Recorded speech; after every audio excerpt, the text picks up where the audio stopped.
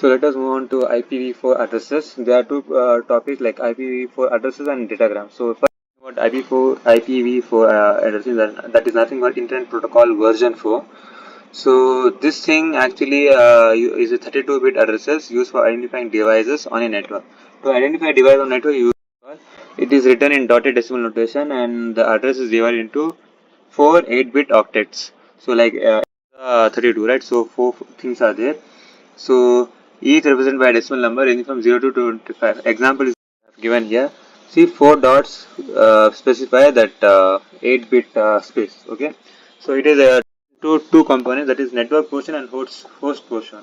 Network portion is used to specify the network the device belongs to, and host portion is to identify the device within that network.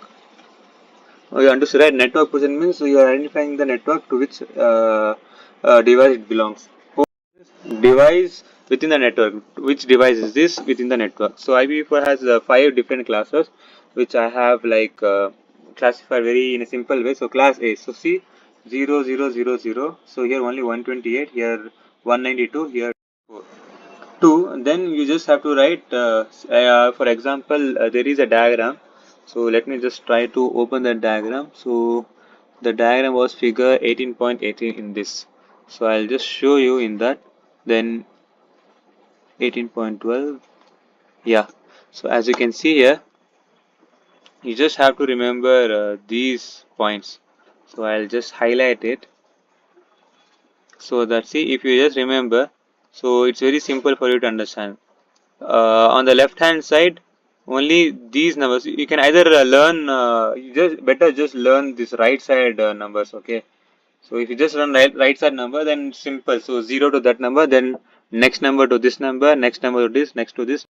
So 0, 0, so just see was 0, 128, 192. So how it was? So 0, 128, 192, remaining 3 are zeros to that particular packet, then 255. So see, it is used for large networks. Let me highlight. Used for large networks. Class B is used for medium sized. Class C is used for smaller networks. Then class D, multi communication, and class E for experimental purpose. So class A is what? First octet is the network identifier. Is network identifier first octet. In class B, first two octets are network identifier. In this first three. So for D and E, we have not, there are no octets itself. Directly, you only use for multicasting, it is only used for experimental purpose. And here, if it is first is used, what the remaining three is used for host. Here remaining two octets are used for host, one octet is used for. So till here class is over. So in IP addressing, the subnet mask defines the boundary between the network and the host. So subnet describes or defines the boundary from network host. So see, for example, the subnet of mask C2255 like the 0. First 24 bits are used for the network portion and remaining 8 bits for the host. Like fewer for network and fewer for host itself, right? So this is the key points for you to understand. And then next is this datagram. So IPv datagram, you just have to remember know about two things, that is header and data. But the thing is, header is complex and you have to remember a lot of things here. So an IPv datagram is a packet format used to transmit data across an IPv network. So what it is a packet format which transmits the data in the form of packets across the IPv4 network. It consists of data. Data is nothing but the payload. You can simply say it consists of header and payload.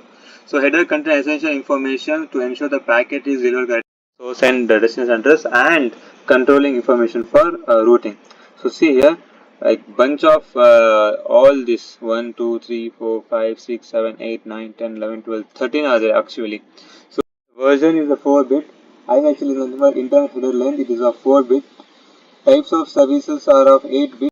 Type of service specifies the priority of datagram. Total length specifies the total length of the datagram. Okay. Identification, unique identifier for fragmented datagrams. If you see one by one related to each topic. So here it was datagram, right? Priority and total length. Here about fragmented data itself. Fragment. See, identification 16 for unique identifier fragment. Flags to control the related fragmentation. Fragment offset. And the fragment fits in the datagram. Yes, offset is nothing but what, right? The way it can fit. Time to live. So function will the datagram have, so that sometimes it will may encounter for infinite loops. To avoid that, it has time to till what time it will be leaving the datagram. Protocol identifies the higher level protocol like TCP, UDP. Header checksum. Header ensures header integrity. This was there in the beginning of network layer services. Source IP address of the senders. Destination IP address of the receiver. See 32. This is also 32. Checksum is 16. Okay. Then at the end, options, variable length, option settings or specified. So then we have the payload, the data that is nothing but the actual data which is being transmitted across the network.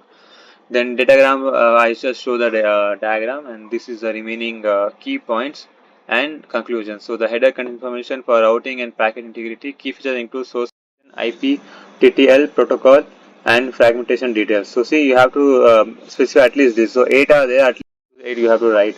And conclusions, so whatever the thing, the IP addresses is crucial for identifying devices on a network with different classes, catering different network size. So now we have advantage of IPv6 over IPv4, and also we have the explanation about IPv6. Okay.